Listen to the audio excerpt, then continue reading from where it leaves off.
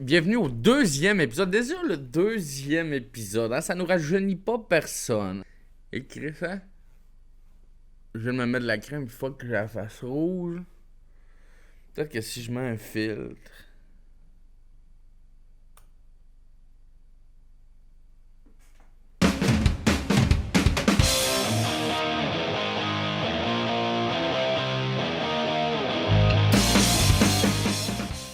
Salut mes petits saperlipopettes! Tout d'abord, merci de vous être déplacés. Je serai bref. Je suis vraiment désolé d'avoir utilisé le mot saperlipopette. C'était une erreur de ma part et je vous promets que dorénavant, ça ne se reproduira plus. Donc, je répète, je suis vraiment désolé. Et ce sera tout. Est-ce qu'il y a des questions?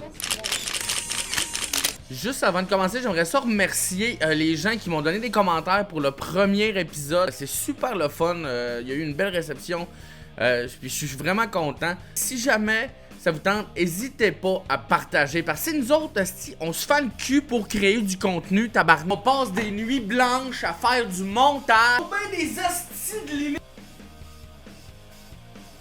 C'est correct, je me suis calmé, je m'excuse.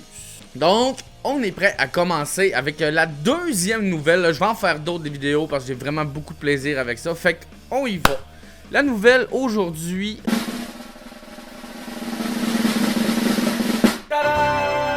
On s'entend que si j'avais mis un autre son, ça aurait pas eu le même impact.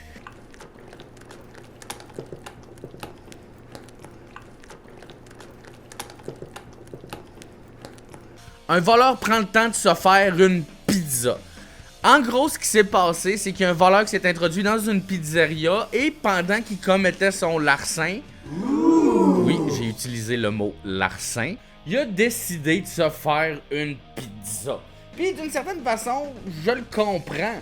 Enfin, un criminel auquel je peux m'identifier. La première chose à laquelle j'ai pensé, moi, c'est que j'espère qu'il est allé all-in.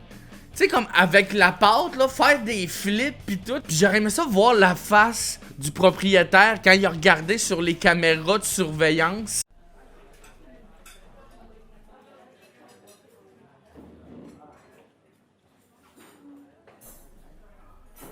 Ben voyons donc.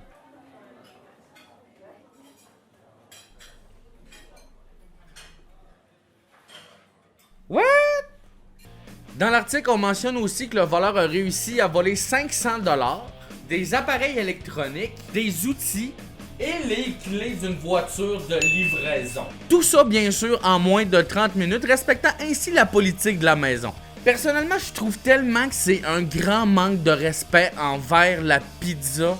Tu sais, je veux dire, tu ne voles pas une pizzeria, tout le monde sait ça. S'il y avait un 11e commandement, ça serait ça. Voler une pizzeria, c'est la deuxième pire chose à faire à la pizza. La première étant, ils mettent des ananas.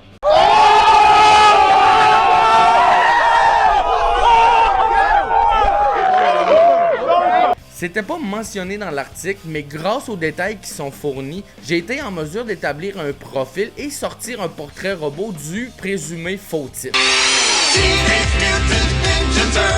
En terminant, forcé d'admettre que je le comprends, ok? Moi aussi, j'ai de la misère à résister à une bonne pizza. Gros fan de pizza ici présent. D'ailleurs, je me suis fait tatouer une pointe de pizza et j'ai envie de vous montrer mon tatou. Donc voilà.